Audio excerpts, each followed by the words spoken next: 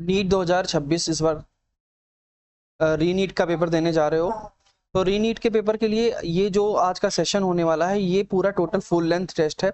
आपके सामने मैं सॉल्व करूंगा। 45 क्वेश्चंस हैं, 4 मार्क्स आपको पता ही है, 1 मार्क्स नेगेटिव मार्क्स होता है। तो ये जो मॉक टेस्ट है ये मैं आपके सामने ही सॉल्व करूंगा, तो आप लोग भी साथ साथ सॉल्व करते रहो। देखते हैं कि इसके कितने क्वेश्चंस होते हैं। अपना स्कोर कमेंट बॉक्स में कमेंट करना। सबसे पहले क्वेश्चन दिया हुआ था physical quantity that does not have same dimension. Work done और एनर्जी तो सेम ही होता है, टॉर्क भी सेम होता है, बस एंगुलर मोमेंटम सेम नहीं होता है, तो ऑप्शन नंबर ये हो जाएगा। अगला है the velocity time graph of a particle. Velocity time graph दिया है, particle along a straight line passing through the origin are inclined at angle 45 degree. तो अगर ये एंगल 45 डिग्री पे इंक्लाइंड है तो यहाँ पे dx बाई dt की वैल्यू कितनी आ जाएगी, दैट इज tan 45 डिग्री। और यहाँ से ये पता चल जाएगा कि वेलोसिटी की वैल्यू 1 होगी। और पूछा है कि 4 सेकंड में कितना डिस्प्लेसमेंट कवर करेगा, तो वेलोसिटी इंटू टाइम, 1 है वेलोसिटी, 4 है टाइम, ये हो जाएगा आपका डिस्प्लेसमेंट। तो ये 4 मीटर आंसर आ गया। तो ये नेक्स्ट क्वेश्चन दिया, प्रोजेक्टाइल थ्रोन विद वेलोसिटी इतना, u की वैल्यू दी हुई है, u ये होता है 3i cap plus 4j cap, मतलब ux की वैल्यू 3 है, uy की वैल्यू 4 है। The horizontal range of the projectile निकालना है। रेंज का फॉर्मूला होता है 2ux into uy divided by g के बराबर होता है। सीधा सीधा आंसर निकाल सकते हो, 2 इंटू 3 इंटू 4 डिवाइडेड बाई 10। तो आंसर निकालोगे चौथी बार दोनों 24 24/10, आंसर 2.4। ये option number A correct answer हो गया। नेक्स्ट क्वेश्चन देखते हैं। तो अब नेक्स्ट क्वेश्चन आपके सामने जो दिया हुआ है ये आपका ये वाला सवाल है। A block of 2 kg rest on a rough surface. ये रफ सरफेस इस पे ब्लॉक रेस्ट कर रहा है और स्टैटिक फ्रिक्शन दिया हुआ है, म्यू एस की वैल्यू 0.4। तो यहाँ से पहले नॉर्मल की वैल्यू निकाल लेते हैं। एन दिया हुआ है आपका, कितना दिया हुआ है 2 kg, तो 2 इंटू 20 हो जाएगा, तो फ्रिक्शन फोर्स आ जाएगा 20 इंटू 0.4 और आंसर आ जाएगा 8 न्यूटन। बहुत सारे बच्चे 8 न्यूटन टिक कर देंगे, पर ये नहीं होगा क्योंकि यहाँ पे अप्लाइड फोर्स कितना लग रहा है, अप्लाइड फोर्स 5 न्यूटन का लग रहा है, इसलिए जो स्टैटिक फ्रिक्शन होगा सिर्फ 5 न्यूटन का आएगा, इसलिए ऑप्शन नंबर 2 आंसर होगा। तो ये बहुत अच्छा सवाल था, आई होप आप लोगों से हो गया। नेक्स्ट क्वेश्चन पढ़ते हैं, देखते हैं इसमें क्या दिया हुआ है। तो ये क्वेश्चन आपके सामने जो लिखा हुआ है इसमें v की वैल्यू दी हुई है a बराबर a x के पावर 3/2, यानी अगर मैं x की वैल्यू स्टार्टिंग में 0 लेता हूं तो वेलोसिटी v1 बराबर 0 आ जाता है। x बराबर 2 लेता हूं तो वेलोसिटी हमारा जाता है, a की वैल्यू ऑलरेडी दी हुई है 5 और 2 के पावर 3/2 हो जाएगा। और अब मेरे को पूछा है कि net work done by the force निकालना है। वर्क डन होता है चेंज इन काइनेटिक एनर्जी के बराबर, आप लोगों को पता है वर्क एनर्जी थ्योरम से। तो half m v two square minus 0 हो जाएगा क्योंकि v1 0 है, तो यहाँ से हाफ m का फॉर्मूला दिया हुआ है 0.5 और v2 की वैल्यू दे रखी है 5 इंटू 2 के पावर 3/2 का होल स्क्वायर। इसको सॉल्व करोगे तो हो जाएगा हाफ 0.5 इंटू 25 इंटू 2 के पावर 3 मतलब 8, 2 के पावर 3, तो यहाँ से हो जाएगा, ये हो जाएगा 0.5 इंटू 25 इंटू 4। अब क्यों 4 हो जाएगा, क्योंकि 2 से 8 हो जाएगा तो कैंसिल हो जाएगा, तो 25 चौके 100, 100 मल्टीप्लाई बाई 0.5, तो आंसर आ जाएगा 50 joule. Option number A is correct answer for this question. Next question भी बहुत बढ़िया है। एक सर्कुलर डिस्क है, मास m का, रेडियस r का, rotating about the inherent central axis with the angular velocity omega. If A small lump of clay, ऐसे ही rotate कर रहा है, एक स्मॉल लंप क्ले m/4 का इसके ऊपर टपका दिया गया, तो इसका जो होता है एंगुलर स्पीड चेंज हो जाता है, उस टाइम पे नया एंगुलर वेलोसिटी क्या आ जाएगा। तो हमें कंजर्वेशन ऑफ एंगुलर मोमेंटम लगाना होगा, I1 ओमेगा 1 बराबर I2 ओमेगा 2। तो स्टार्टिंग में अगर हमारा ये क्या है, डिस्क है, तो डिस्क का मोमेंट ऑफ इनर्शिया कितना होता है, डिस्क का मोमेंट ऑफ इनर्शिया होता है half M R square into omega, बराबर कितना हो जाएगा, हाफ एम आर स्क्वायर और प्लस कितना हो जाएगा m/4r²। तो ये दोनों का जो सम हो जाएगा मल्टीप्लाई बाई ओमेगा 2, ये हमारा नया मोमेंट ऑफ इनर्शिया आ गया। तो यहाँ से हाफ एम आर स्क्वायर और इधर आ जाए इंटू ओमेगा बराबर 3/4 m are square into omega 2, m are square cancel, 2 से 2 कैंसिल, तो यहाँ से आ जाएगा 2/3 ओमेगा 2 की वैल्यू, आंसर आ जाएगा 2/3 ओमेगा। ये ऑप्शन नंबर 1 करेक्ट हो गया। नेक्स्ट क्वेश्चन आपके सामने लिखा हुआ है, the acceleration due to gravity of the height h about the earth surface is g/9। तो यहाँ से सबसे पहले, और where g is acceleration due to gravity of at the earth, if r is the radius of the earth then the value of h की value कितनी होनी चाहिए। तो g डैश बराबर कितना होता है, g divided by 1 plus h by r का होल स्क्वायर। ये फॉर्मूला आपको आना चाहिए, नहीं तो नहीं होगा ये।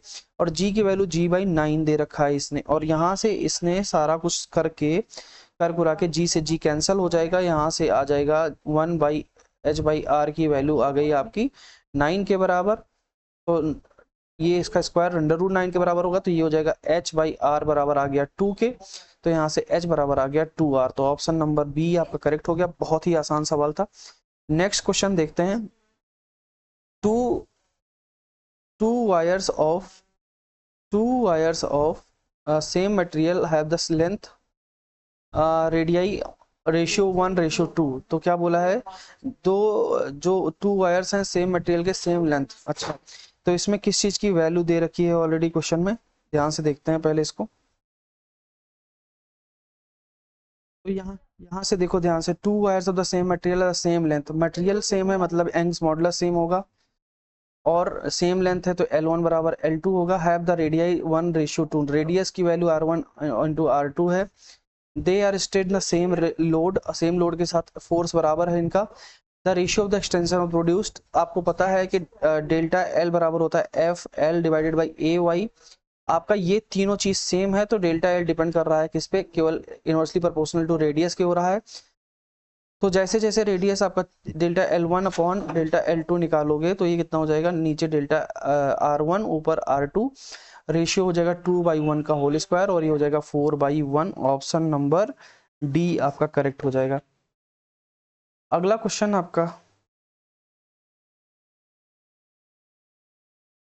तो नेक्स्ट क्वेश्चन आपके सामने यहाँ पे लिखा हुआ है कि spherical liquid drop of radius R split into 64 identical small balls. तो इनका भैया वॉल्यूम हमको क्या करना है, tension surface of the liquid, the work done on the entire process is, work done on the entire process हमें निकालना है। तो सबसे पहले तो हमें ये निकालना पड़ेगा कि फाइनल रेडियस कितना हो जाएगा उसका।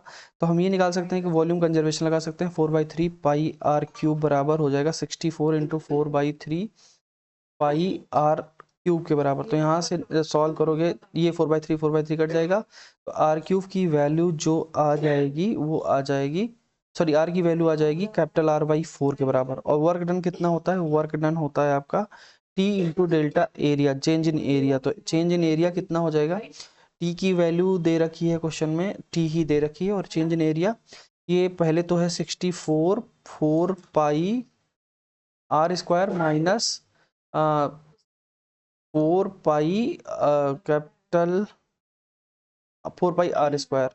तो यहाँ पे जब आप पुट करोगे तो T into 64 4 pi 64 into 4 pi, और आर स्क्वायर की वैल्यू है आर स्क्वायर और 16 माइनस 4 पाई आर स्क्वायर। और जब इसको आप सॉल्व कर लोगे तो सॉल्व करने के बाद जो आपका आंसर आ जाएगा वो आ जाएगा, एक बार कर ही लेते हैं हम लोग। तो ये हो जाएगा 16 चौक 64, ठीक है। तो 4 चौक 16, यहाँ ऊपर हो गया 16 pi R square minus 4 pi R square, तो ये आ जाएगा 12 पाई आर स्क्वायर। आंसर आ जाएगा ऑप्शन नंबर 2। अच्छा सवाल था, काफ़ी सोचने वाला सवाल था, आपको सरफेस टेंशन का कॉन्सेप्ट पता होना चाहिए था। An ideal gas undergoes a cyclic process represented by a rectangular loop on PV diagram. Okay okay okay okay, एक PV diagram. If the process moves clockwise, okay clockwise से चल रहा है, क्लॉकवाइज, अच्छा ये उल्टा बना दिया मैंने, ये क्लॉकवाइज नहीं ये क्लॉकवाइज है, ठीक है ये क्लॉकवाइज से चल रहा है। The net work done during the cycle is, अगर ये क्लॉकवाइज चलता है तो ये पॉजिटिव होता है, तो ये वर्क डन कैसा होता है, पॉजिटिव होता है। क्लॉकवाइज जो होता है पॉजिटिव होता है, एंटी क्लॉकवाइज नेगेटिव होता है, याद रखना ये चीज़। According to kinetic theory of the gases the root mean square speed of the molecule at the absolute temperature is, तो वी आर एम एस की वैल्यू होती है √3RT/m। तो यहाँ से समझ सकते हो V R M S directly proportional to T की पावर 1/2। तो यहाँ से ये ऑप्शन नंबर 3 मैच कर रहा है। आगे चलते हैं next question. The displacement of the particle is executing simple harmonic motion, y बराबर दिया हुआ है 5 sin 20t प्लस पाई/3, इसको कंपेयर कर लो किससे, a sine omega t into five, और पूछा क्या है maximum velocity of the particle is, v max की बराबर बोला होता है a ओमेगा के बराबर, और a दिया हुआ है आपका 5 और ओमेगा दिया हुआ है 20, 20 पंचे 100, ऑप्शन नंबर थर्ड। चलो नेक्स्ट क्वेश्चन करते हैं। The source of the sound of frequency is 600 hertz, frequency की वैल्यू दी हुई है एफ बराबर दिया हुआ है, सॉरी न्यू बराबर दिया हुआ है 600 हर्ट्ज, सॉरी एन की वैल्यू दी हुई है 600 हर्ट्ज, और moving with the speed 30 metre per second, जो स्पीड दी हुई है वी एस, सोर्स की स्पीड दी हुई है 30 मीटर पर सेकेंड, और साउंड की स्पीड दी हुई है 330, और फॉर्मूला होता है आपका ऑब्जर्वर की फ्रिक्वेंसी होती है N into V one V minus V S के बराबर। तो यहाँ से अगर सॉल्व करोगे तो कितना हो जाएगा, ये हो जाएगा आपका 600 इंटू 330 अपॉन 330 माइनस 30। सो जब इसको आप सॉल्व करके निकालोगे तो इसका आंसर आपका आ जाएगा 660 हर्ट्ज के आसपास आ जाएगा।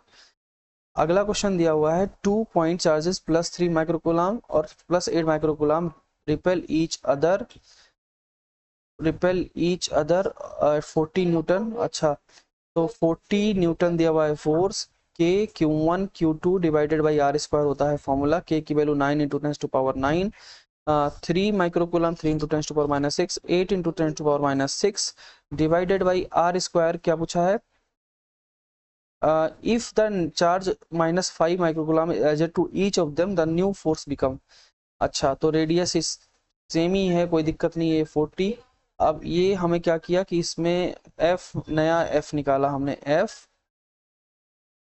एक काम करो इसमें उसमें 3 तो के सेम ही रहेगा, तो और इसमें चार्ज बढ़ गया 5 3 8 हो गया, सॉरी माइनस 2 हो गया, 2 हो गया, और 1 की वजह से 3 हो गया, 2 इंटू 3 और 10 टू पावर माइनस 12 और अपॉन में आर स्क्वायर। तो अब यहाँ से देखो ये दिया हुआ है 40 और ये अपॉन में कर लो इसको, ये के उससे कैंसिल हो जाएगा, आर कैंसिल हो जाएगा, 10 टू पावर 12 कैंसिल हो जाएगा, बचेगा कितना 3 इंटू 8 बचेगा।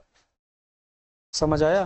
तो यहाँ से f डिवाइडेड बाई 40 बराबर आपका आ जाएगा 2 इंटू 3 डिवाइडेड बाई 3 इंटू 8, तो आंसर आ जाएगा 3 से 3 कैंसिल, 2 से 2 कैंसिल, 4, तो f की वैल्यू आ जाएगी 40 डिवाइडेड बाई 4, तो आंसर आ जाएगा 10। कोई 10 न्यूटन आ रहा है कि नहीं आ रहा है, और ये एक चार्ज बन गया पॉजिटिव का, निगेटिव का, और एक बन गया पॉजिटिव का, तो आंसर हो जाएगा अट्रैक्टिव इन नेचर। ठीक है, अट्रैक्टिव इन नेचर। तो ऑप्शन नंबर ये आ जाएगा आपका फर्स्ट, अट्रैक्टिव, क्योंकि यहाँ पे माइनस है ना एक चार्ज, तो ये फर्स्ट ऑप्शन करेक्ट हो जाएगा। दिया हुआ है parallel plate capacitor charge and then disconnected from the battery if the distance between the plates now increase. अब साइलेंट नॉट कितना होता है, a/d होता है। ठीक है, डिस्टेंस को इंक्रीज कर दिया गया है, ये डिस्टेंस इंक्रीज कर दिया जाएगा, तो कैपेसिटेंस क्या हो जाएगा, डिक्रीज हो, उसको क्या डिस्टेंस डिक्रीज इंक्रीज किया तो कैपेसिटेंस डिक्रीज हो जाएगा। और दूसरा चीज इसने पूछा है चार्ज इंक्रीजेस। अच्छा, चार्ज की बात करिए तो चार्ज किस चीज पे डिपेंड करता है, एक आइसोलेटेड कैपेसिटर का चार्ज जो है रिमेन सेम रहेगा, तो ये ऑप्शन खत्म, ये ऑप्शन खत्म, चार्ज रिमेन सेम रहेगा, चार्ज रिमेन्स कांस्टेंट। अब पोटेंशियल डिफरेंस डिक्रीजेस की बात करें, अगर V बराबर हम बात कर रहे हैं Q/C होता है, C की वैल्यू डिक्रीज हो रही है तो V की वैल्यू इंक्रीज होगी, तो पोटेंशियल डिफरेंस इंक्रीज होगा, इसलिए ऑप्शन नंबर थर्ड सही है। ठीक है, चलो आगे चलते हैं। अ वायर ऑफ रेजिस्टेंस 12 ओम, अगर किसी को ना समझ में आया हो तो देख लो ध्यान से। जो आइसोलेटेड सिस्टम होता है उसके लिए चार्ज की वैल्यू कांस्टेंट रहती है, तो चार्ज तो कांस्टेंट हो गया। अब कैपेसिटेंस क्या हो रहा है, डिस्टेंस इंक्रीज हो रही है तो कैपेसिटेंस डिक्रीज होगा, कैपेसिटेंस डिक्रीज हो रही है तो पोटेंशियल इंक्रीज होगा, इसीलिए यहाँ पे पोटेंशियल इंक्रीज वाला आंसर सही है।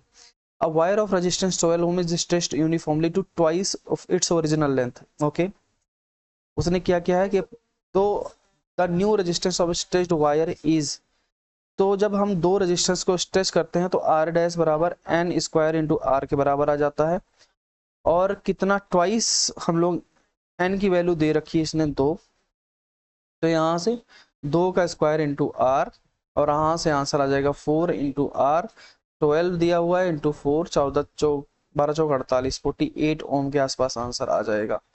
आई होप आपको समझ में आया होगा। अगला क्वेश्चन है,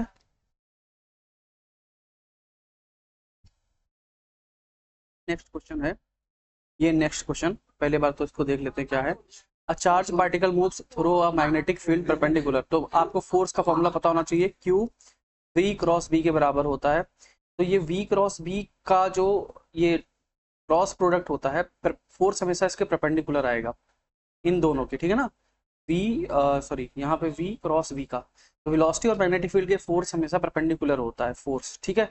अगर फोर्स परपेंडिकुलर होगा वेलोसिटी के, तो जो पावर होगी, पावर कितनी होगी, फोर्स डॉट वेलोसिटी, ये cos 90 की वैल्यू एफ वी cos 90 की वैल्यू यहाँ पे कितनी हो जाएगी, जीरो। तो पावर हमेशा यहाँ पे कितना आ जाएगा, जीरो आ जाएगा। अगर पावर जीरो आ गया यहाँ पे, अगर पावर जीरो आ गया तो काइनेटिक एनर्जी कितनी हो जाएगी, काइनेटिक एनर्जी, तो पावर जीरो होने के बाद वर्क कितना आ जाएगा, वर्क जीरो आ जाएगा।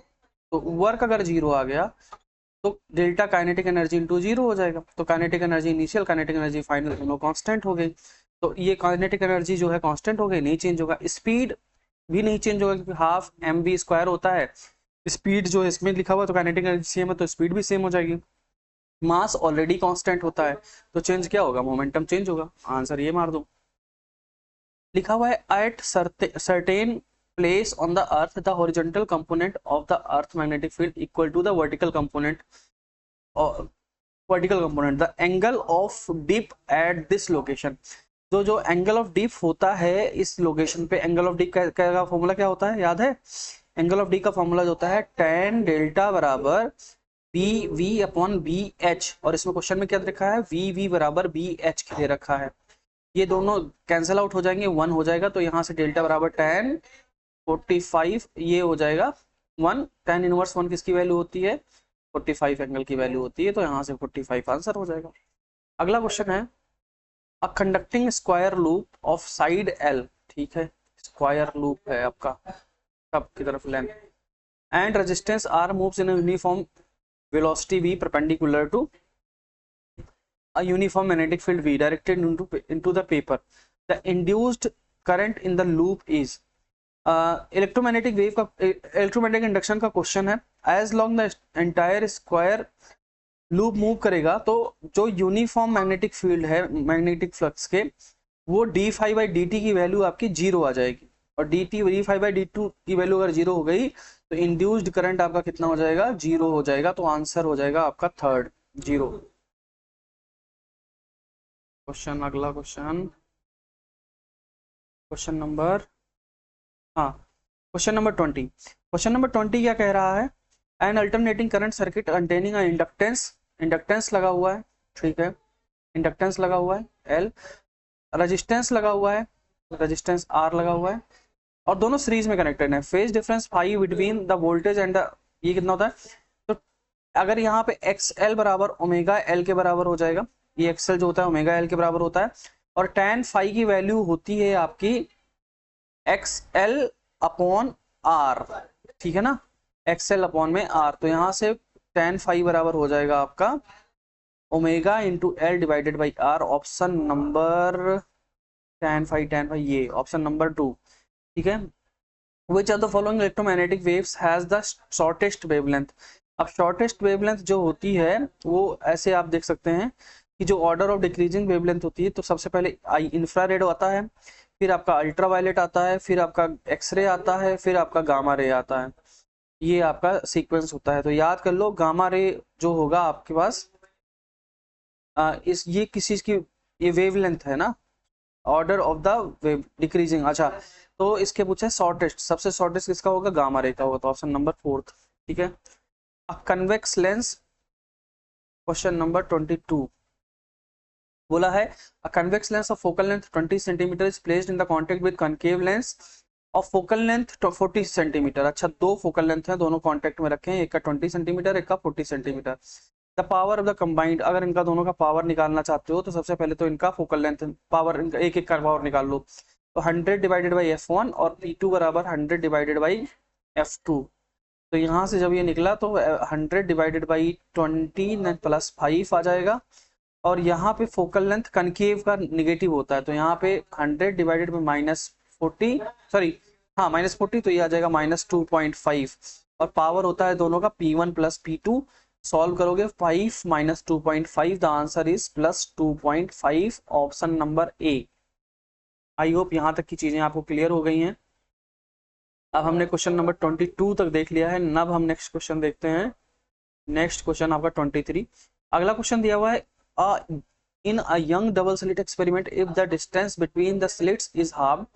जो है स्लिट के बीच, अच्छा स्लिट के बीच की डिस्टेंस जो है आधी कर दी जाती है। देखो ये आपकी ये स्क्रीन है, ये कैपिटल डी है, ये स्लिट डिस्टेंस बिटवीन स्लिट्स है, तो स्मॉल डी की वैल्यू इसमें d/2 कर दी जाती है। चलो ठीक है, ये बात समझ में आ गई। The distance between the slits and the screen, अच्छा कैपिटल डी की वैल्यू क्या कर दी जाती है, ये स्मॉल डी की वैल्यू आधी करके कैपिटल डी की वैल्यू 2d के बराबर कर दिया। द फ्रिंज विथ का फॉर्मूला होता है विथ बराबर lambda capital D divided by small D. Capital D को इसने दुगना कर दिया मेरे भाई, इसको स्मॉल डी कर दिया d/2, तो ये 4 गुना हो गया, कोई 4 टाइम्स लिखा हुआ है, ऑप्शन नंबर सी। ठीक है। The de Broglie wavelength of an electron accelerated through the potential difference इतना इज अप्रोक्सीमेटली। अच्छा डी ब्रॉगली वेवलेंथ पूछा है। अच्छा इसमें क्या होता है फॉर इलेक्ट्रॉन के लिए, इलेक्ट्रॉन की बात अगर करते हैं तो एक फॉर्मूला आपको याद होगा, लैम्डा बराबर 12.27 divided by under root potential difference v के बराबर होता है। तो यहाँ से 12.27 डिवाइडेड बाई रूट 100, तो यहाँ फॉर्मूला 12.27 डिवाइडेड बाई 10 1.227 के बराबर आ जाएगा। तो ऑप्शन नंबर 2 आपका करेक्ट आ जाएगा।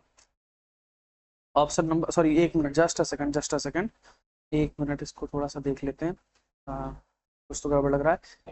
ये दिया होता है एंगस्ट्राम में, तो ये बात भी याद रखना, ये जो दिया होता है ये एंगस्ट्राम में दिया होता है, तो ये एंगस्ट्राम में आया है। और अब हमें इसको चेंज करना पड़ेगा किसमें, नैनोमीटर में। तो नैनोमीटर के लिए ये होता है 10⁻⁹ इंटू 10⁻⁻1 इंटू 1.227। तो इसको जब सॉल्व करोगे ये इसके नीचे ले आओगे तो ये हो जाएगा 0.127 और इंटू नैनोमीटर, तो ये ऑप्शन आ जाएगा ऑप्शन नंबर फर्स्ट। अगला क्वेश्चन है when an electron transmits from the orbit n बराबर 4, n की वैल्यू 4 है, 2n2 हाइड्रोजन स्पेक्ट्रम का बात हो रहा है यहाँ पे। ये 0 1 2 सॉरी यहाँ से 1 से शुरू करते हैं, 1 2 3 4 5, 4 से कहाँ आ रहा है, 2 आ रहा है। ठीक है। The emitted radiation belong to which spectral series. तो सबसे पहले हमें निकालना है कौन कौन सा, इसके अंदर जब 2 पे आता है इसको बोलते हैं, पहले वाले को लाइमन और दूसरे वाले को बोलते हैं बामर। तो ऑप्शन नंबर 2 करेक्ट हो जाएगा, क्योंकि कहीं से भी आए 2 पर अगर आ रहा है तो इसको बोलते हैं बामर। अच्छा ये आपका क्वेश्चन नहीं है सिलेबस में तो इसको हटा दो। ठीक है, ये आप गलत क्वेश्चन इसमें ऐड हो गया है। नेक्स्ट क्वेश्चन है आपका सेमीकंडक्टर का। In a PN junction diode the thickness of depletion layer increases under, किसके अंदर इंक्रीज करती है, तो ये आपको याद रखना है, रिवर्स बायसिंग के अंदर इंक्रीज करती है, रिवर्स बायसिंग के अंदर इंक्रीज करती है। स्टेट नंबर 28 नंबर क्वेश्चन है, a concept based analysis shows that steel is more elastic than rubber, shows that steel is more elastic than stress. बिल्कुल सही बात बोल रहा है, ये बात एकदम सही है कि जो स्टील होती है वो रबर से ज्यादा इलास्टिक होती है, ये बात बिल्कुल सही है। और अगला मैं बात करता हूँ, under the given deforming force steel undergoes much less strain than rubber. जब स्टील को अगर आप खींचोगे तो ये कम खींचेगा रेदर देन रबर को जब आप खींचोगे तो ये ज्यादा खींचेगा। समझ में आया, तो ये बात सही है। तो अगर मैं स्ट्रक्चरल स्ट्रेन की बात करूं तो बहुत कम होता है। ठीक है, तो अगर स्ट्रक्चरल स्ट्रेन कम होगा तो जो वाई की वैल्यू होगी वो स्टील की ज्यादा हो जाएगी। तो दोनों स्टेटमेंट सही हैं और स्टेटमेंट नंबर 2 इसका एक्सप्लेनेशन भी सही करेक्ट करता है कि रीजन भी यही है। ठीक है ना। अगला क्वेश्चन है,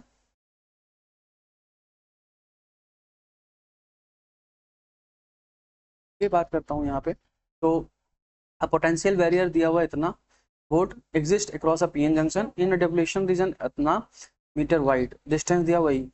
तो इंटेंसिटी ऑफ इलेक्ट्रिकल, ये भाई तो बहुत आसान, V/D का फॉर्मूला होता है इलेक्ट्रिक फील्ड इंटेंसिटी का, पोटेंशियल बैरियर दिया हुआ है 0.5 और ये दिया हुआ है 5 इंटू 10⁻⁷। इसको काटो, ये 0.1 बचा और जब इसको तुमने सॉल्व किया तो ये आया 1 इंटू 10⁻6 के बराबर प्लस में। तो option number first. The error in a measurement of the radius of sphere is 2%। तो इसकी रेडियस में कितना है, रेडियस में परसेंटेज एरर है आपका डेल्टा आर बाई आर की वैल्यू ये है 2%। The error calculated in the volume, volume में निकालना है, डेल्टा वी बाई वी की वैल्यू निकालनी है, तो ये आर के पावर 3 होता है, तो ये हो जाएगा 3 into delta R by R. तो 3 इंटू 2 जब कैलकुलेट करोगे तो आंसर आपका आ जाएगा 6% के बराबर। तो 6% आपका आंसर हो जाएगा। बहुत आसान सवाल था। A particle moves in a circle of radius अपना 2 रेवोल्यूशंस पर सेकंड। ठीक है, बात भी बढ़िया है। तो 2 फ्रीक्वेंसी दी हुई है 2 रेवोल्यूशन पर सेकंड, तो ओमेगा की वैल्यू होती है 2 पाई एफ। तो यहाँ से 2 पाई इंटू 2 कर दोगे तो आंसर आ जाएगा 4 रेडियन पर सेकंड। ठीक है, ये हमारी बात पता चल गई। अब पूछा गया है the acceleration of the particle in metre. तो एक्सेलरेशन क्या होता है, ये होता है omega square into R. Omega की वैल्यू तुमने निकाली है 4 पाई का स्क्वायर और इंटू आर की वैल्यू तुमने निकाला है 0.25 हो जाएगा, सेंटीमीटर को मीटर में चेंज करके। तो यहाँ से 16 पाई स्क्वायर इंटू 0.25, जब इसको सॉल्व करोगे तो 16 तीन तीन तीन तीन तीन कितना आ जाएगा, जब इसको आप सॉल्व करोगे तो ये आ जाएगा 4 के बराबर, क्योंकि इसको जब सॉल्व करोगे तो ये अपन 100, 25 चौका 100, 4 चौके 16, तो 4 पाई स्क्वायर के बराबर आंसर आ जाएगा और ये वाला आंसर करेक्ट हो जाएगा। अब बुलेट ऑफ मास 10 ग्राम, मास दिया हुआ है 10 gram, moving horizontally with a velocity 400 metre, so velocity दी हुई है 400 मीटर पर सेकंड। वुडन ब्लॉक को स्ट्राइक करती है, suspended with light extensible string.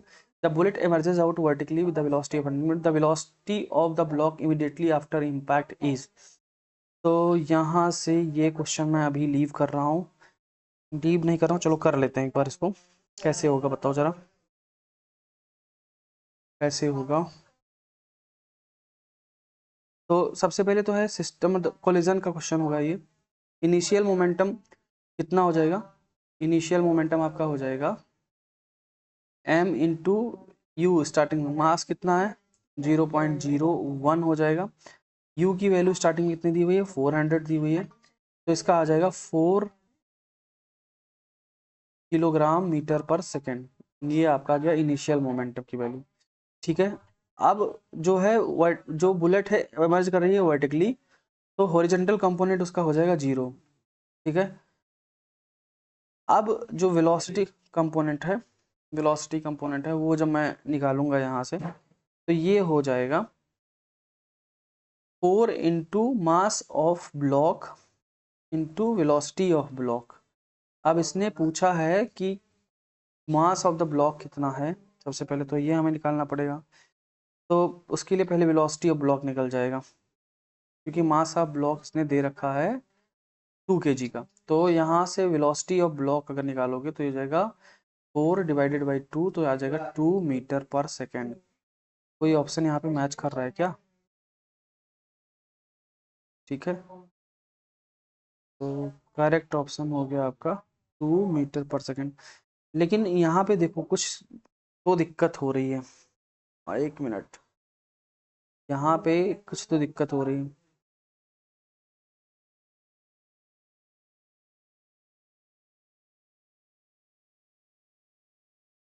तो यहाँ पे ये 2 मीटर पर सेकेंड ऑप्शन, एक बार इस क्वेश्चन को चेक करना, देखना क्या होगा। मैं बताता हूँ।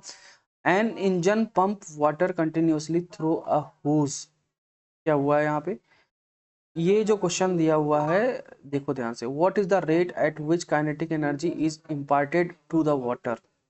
ओके, बहुत बढ़िया सवाल है। यहाँ पे किस चीज की वैल्यू दी हुई है, an engine pumps water continuously through a hose, water leaves the hose with the velocity v and m is the mass per unit length. D M by D T की वैल्यू दी हुई है, ये M B के बराबर है। मास पर second जो है ये मास इंटू वेलोसिटी के बराबर है। और रेट ऑफ काइनेटिक एनर्जी की वैल्यू कितनी हो जाएगी, half D M by D T into velocity का स्क्वायर, ठीक है। और यहाँ से half D M by D T दिया हुआ मास इंटू वेलोसिटी, तो ये आ जाएगा हाफ एम वी क्यूब। तो यहाँ पे कौन सा ऑप्शन मैच कर रहा है, ऑप्शन नंबर बी, ठीक है। चलो क्वेश्चन अगला दिया हुआ है, the ratio of radii gyration of circular disc, चलो K of circular disc upon circular ring, K of circular ring of the same mass and the same radius is about respective. अच्छा, इसके लिए सीधा सीधा फॉर्मूला लिखा लो, half M R square divided by half M R square. तो M are square cancel, ये आ जाएगा 1/2 के बराबर, ठीक है ना। जस्ट अ सेकेंड बच्चों, just a second.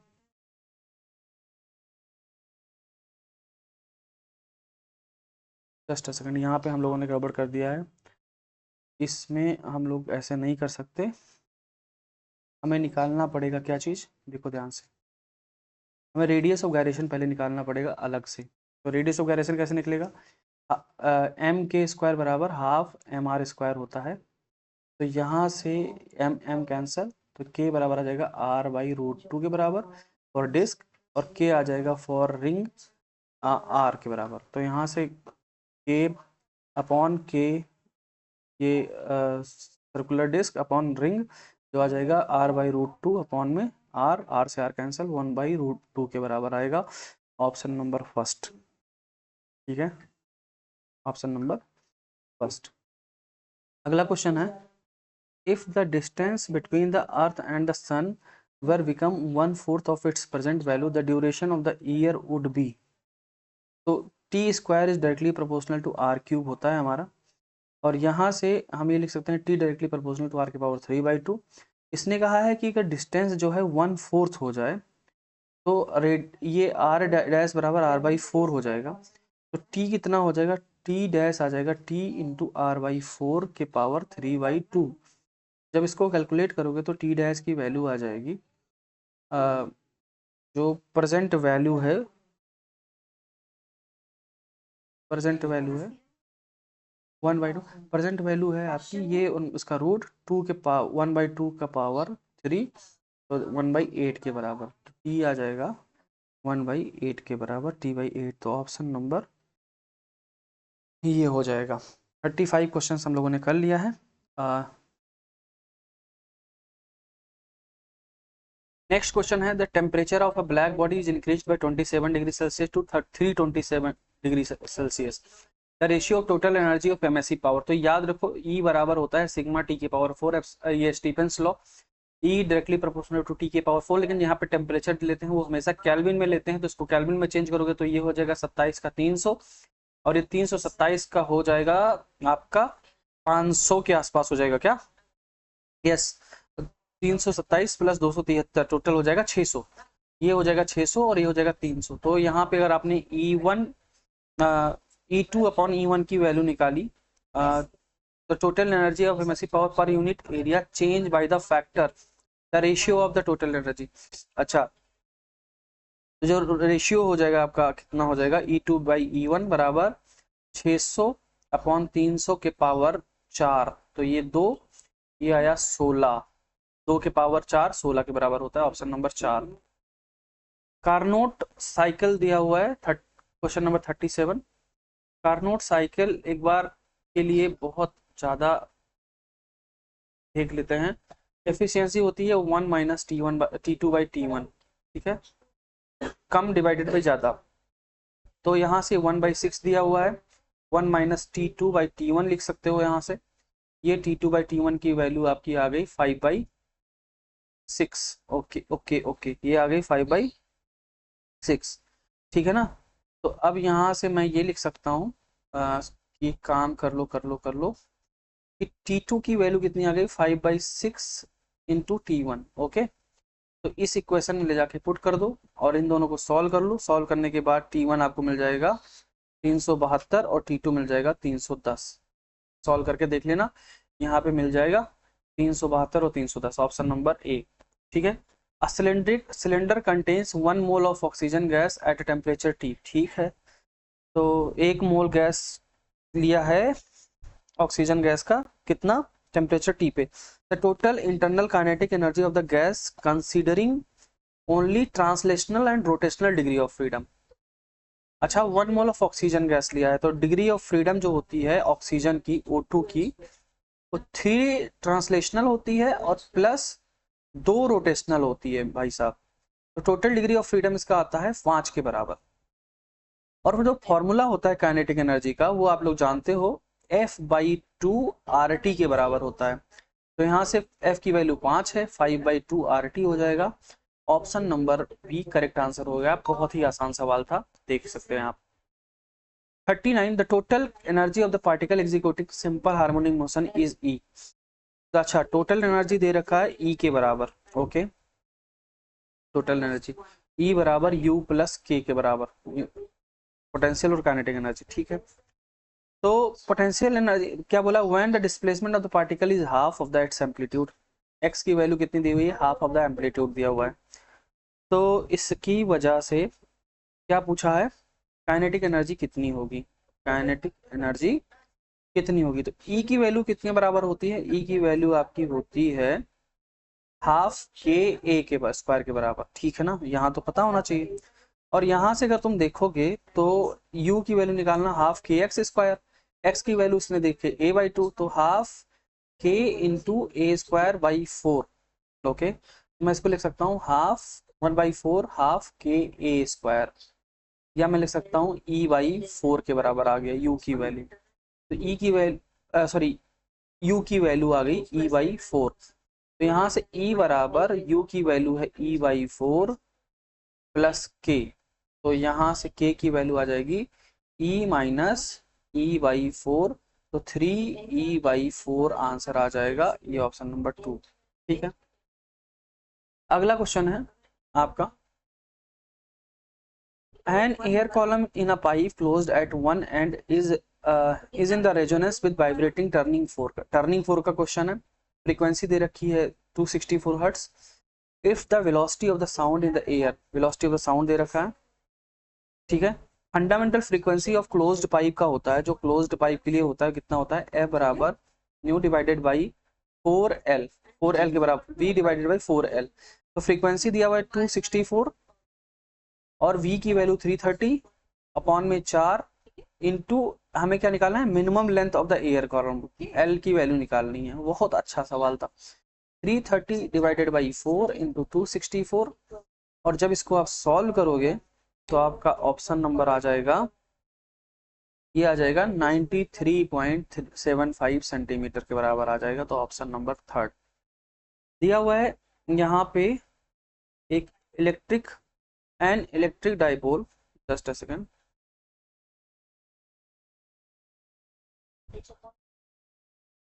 An electric dipole of dipole moment P is placed in uniform electric field. बहुत बढ़िया, एक रखा हुआ है, is maximised when the angle between P and E, PE कितना होता है, PE साइन थीटा, और साइन थीटा मैक्सिमम कितना होता है, 90 डिग्री पे। तो जब ये 90 डिग्री पे आ जाएगा तो आपका मैक्सिमम हो जाएगा। तो ऑप्शन नंबर 3 करेक्ट हो जाएगा। ठीक है, यहाँ तक की बात हमारी हो चुकी है। ओके, चलो चलो चलो चलो देखते हैं अब। चलो, अब हमारा 42 नंबर क्वेश्चन तक कर लिया हम लोगों ने। In a potentiometer experiment the balance length of 40 centimetre, L की वैल्यू दी हुई है। Just a second, 42 question number कहाँ गया, ये है 41 किया हमने, 42 यहाँ पे, सॉरी पहले 42 देखते हैं। The three capacitors of capacitance इतना are connected in series, okay 3 series में कनेक्टेड है, तो 1/C इक्विवेलेंट की वैल्यू हो जाएगी 1/2 प्लस 1/3 प्लस 1/6। इसको निकालोगे तो 6 3 2 1 3 2 6 5, तो सी इक्विवेलेंट आपका आ गया 1 माइक्रोफैरड। ओके, टोटल चार्ज कितना हो जाएगा, Q बराबर C equivalent into V equivalent कितना दिया हुआ है 1 इंटू 10 वोल्ट, तो कितना आ गया 10 वोल्ट ही आ गया सीधा।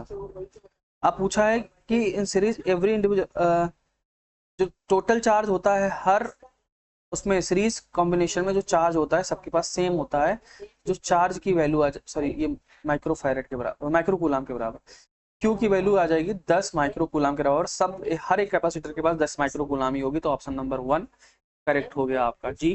ठीक है, समझ आया, समझ आया। क्वेश्चन नंबर 43 क्या दिया हुआ है, पोटेंशियोमीटर एक्सपेरिमेंट दिया हुआ है, बैलेंसिंग दिया हुआ है यहाँ पे, और यहाँ पे cell of EMF 1.5 volt, if the cell is shunted by 2 ohm resistance, the balancing length shift to 120 cm, the internal resistance of the cell, R की वैल्यू होती है R into L1 divided by L2 minus 1। ठीक है, तो सबसे पहले R की वैल्यू यहाँ पे दी हुई है कितना, 2 ओम के बराबर, और ये 240 दिया है पहली लेंथ, बाद में लेंथ दिया है 120 माइनस 1, और जब हम इसको सॉल्व करेंगे तो कितना हो जाएगा, इसको सॉल्व करोगे दुगना, 2 इंटू 2 माइनस 1, तो आ जाएगा आपका आंसर 2 ओम के बराबर। Option number 2 is correct. ये फॉर्मूला आपको याद होना चाहिए था इस क्वेश्चन को करने के लिए। A long solenoid of the radius 2 centimetre has 100 turns. Solenoid का फॉर्मूला आपको याद होगा, B बराबर mu nought into N into I. पहले फॉर्मूला लिख लेते हैं, उसके बाद देखते हैं क्या क्या दिया हुआ है। म्यू नॉट की वैल्यू आपको पता है 4 पाई, देखते हैं। करंट दिया है 5 ampere. Magnetic field intensity of the solenoid the central of the axis निकालना है, 100 टर्न्स, एन की वैल्यू दी हुई है। ठीक है, पर सेंटीमीटर दिया हुआ है तो उसको हमें मीटर में चेंज करना पड़ेगा, तो पहले तो हम चेंज कर लेते हैं। ये म्यू की value 4 pi into 10 to power minus 7, N की वैल्यू हो गई आपकी 100 दिया हुआ था, और 1 अपॉन मीटर में करोगे तो 100 ऊपर और मल्टीप्लाई हो जाएगा, और आई की वैल्यू अगर आपको दी हुई है 5 एम्पियर, तो ये 5 एम्पियर हो गया। तो यहाँ से जो सॉल्व होके आया आपका आंसर, ध्यान से देखते जाओ, ध्यान से देखते जाओ कितना आया, तो ये हो जाएगा 5 चौके 20, ये 20 हो गया, और यहाँ पे 2 जीरो 2 जीरो यहाँ से खत्म हो जाएगा, ये बचेगा कितना, 10 टू पावर माइनस 3 बचेगा, और एक जीरो और खत्म तो 10 टू पावर माइनस 2 बचेगा, और एक यहाँ पे पाई बच जाएगा, तो 2 pi into 10 to power minus 2 tesla के बराबर आ रहा है। ऑप्शन नंबर 1 मैच कर रहा है। The magnetic susceptibility of paramagnetic material is इतना। ससेप्टिबिलिटी का फॉर्मूला होता है अकॉर्डिंग टू क्यूरीज लॉ, जो होता है शाई बराबर होता है, शाई बराबर इनवर्सली प्रोपोर्शनल टू 1/t होता है at temperature 300 kelvin. Its magnetic susceptibility at 400 kelvin, तो शाई 1 इंटू T1 बराबर शाई 2 इंटू T2 के बराबर। ठीक है, तो यहाँ से ये पहला है 4 into 10 to power minus 4, temperature दिया हुआ है 300, इसका दूसरे का निकालना है, यहाँ पे टेम्परेचर दिया हुआ है 400, ये 0 से 0 कैंसिल, 4 से 4 कैंसिल, तो ये आ जाएगा I2 बराबर 3 इंटू 10 टू पावर माइनस 4। ठीक है, तो यहाँ तक हमारे 45 क्वेश्चन कंप्लीट हो गए। ये जो अपना सीरीज था, ये basic level of mock test था, बेसिक लेवल था मॉक टेस्ट हमारा। जो नेक्स्ट मॉक टेस्ट आएगा आपका, वो इससे टफर लेवल का रहेगा। तो इस क्वेश्चन को आई होप आप लोगों ने कर लिया होगा, सारे क्वेश्चंस आप कर लोगे, पूरे फुल सिलेबस से था, तो आपके सारे फॉर्मूले रिवाइज हो जाएंगे। और अगर नेक्स्ट मॉक टेस्ट चाहिए तो मुझे कमेंट बॉक्स में बताओ कि आपको कब चाहिए और कितना जल्दी चाहिए, और कितने मॉक टेस्ट चाहिए फिजिक्स के। मैं ऐसे ऐसे सीरीज लाता रहूंगा आप लोगों के लिए, ताकि आपके एग्जाम में आपको बहुत अच्छी हेल्प मिल सके।